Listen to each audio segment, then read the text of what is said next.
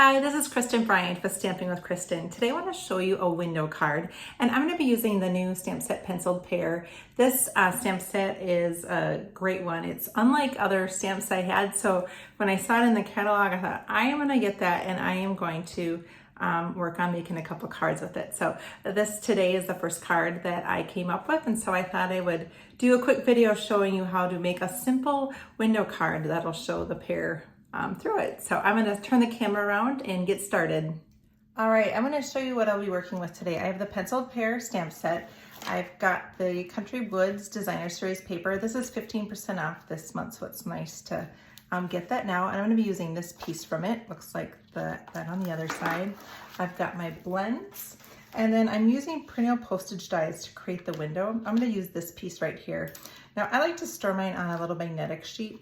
And this one, since we don't have the stamp set that goes with it anymore, I just keep it in with how it comes. And, but sometimes when let's see, look here.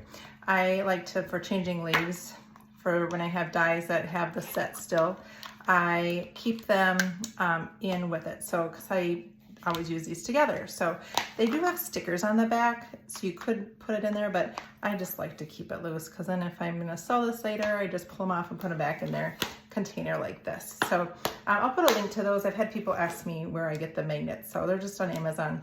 This Perennial Postage Dies is really a great set of dies to have in your collection. It's just nice because you can do so many different cuts with it, and I'm gonna be using it to make the window.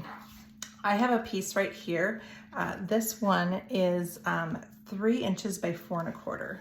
So I'm gonna get my cut and emboss machine here, and I am going to put this more towards one end of it, and then I just kind of eyeball it to get it in the center there. And then I am going to push it through. Now, I'm guessing you are all crafters, and so you're like me, and you're gonna keep this piece because that's just what we do. And so because you'll use this for something else. You can stamp a greeting on there and pop it up or what. So I just stick the extras in this die holder, and then I'm all set. So I'll just stick this die back in. Sometimes if I'm not good about putting dies away right away, I end up just like, where did that go? I'm trying to be better about how I do it. So this is my little window piece.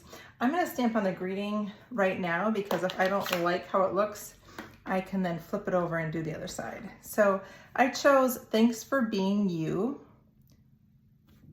All right, and that just goes in the corner. This stamp set also comes with "It's Your Day" and just a little note. So nice greetings on there. I'm using basic gray. When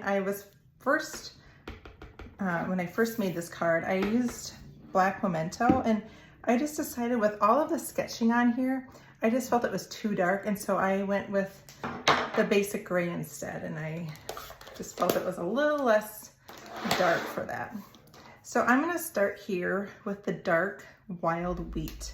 If you don't have wild wheat, you can use any yellow. You could use Daffodil Delight or crushed curry, whatever one you have. But I just thought wild wheat would look great with this. And I'm going to now come back with the lighter one. I always like to start, I think I may have said this already, but with the dark on the edges. And then I just blend it in. All right. So now I'm gonna take the light crumb cake, and I'm just gonna do in this shadow a little bit. Just adds a little bit of color to that. The dark crumb cake, I'm gonna take more of the pen line and just do the stem. And then I'm gonna finish with Old Olive. Old Olive and Mossy Meadow are kind of my two go-to greens. So that was the darker one, and now I'm gonna finish with the light of the Old Olive. And then I'm just gonna do the pen. It's really nice that there's 2 ends to this, because it's hard with a brush tip to get a really nice fine line there. Now I'm gonna take my paper snips here, and I'm gonna cut, but not too close. I'm just leaving a little border. I like to leave little borders when there's all kinds of like areas that I'm not going to go in and get all of it. So I feel like if you leave a little border, then it doesn't look funny that you're leaving some areas the same. So I'm going to just quick cut this out.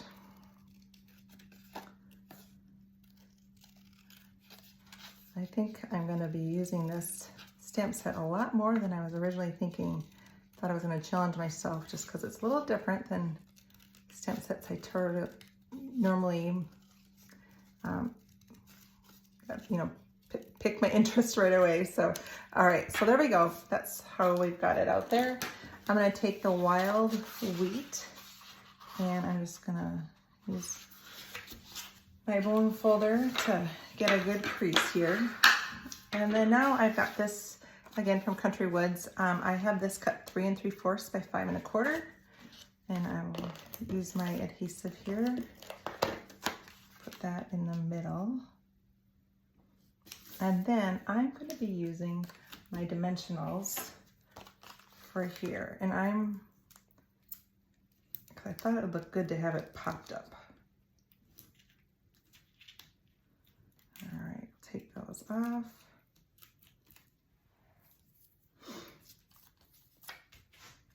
And then got it just like that. And then I'm going to put a couple dimensionals on the back of the pear. And there we have our card. Isn't that fun?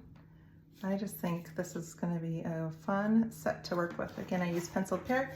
On the inside, let's see, I'm going to get the wild wheat here. And I'm going to just stamp one of the other images on here. And I'm just going to put this at the bottom. Oops. And then I'll put this on the inside of the card. It's always nice to have something on the inside too. I like to either put a little designer series paper or just an image. And I cut this one 3 3/4 by 5, so it leaves a little bit more of a border around there. So here is the finished card. So I hope you get time to create soon, and once you've created, write a note out and send it in the mail. Be an encouragement to someone today. Thanks.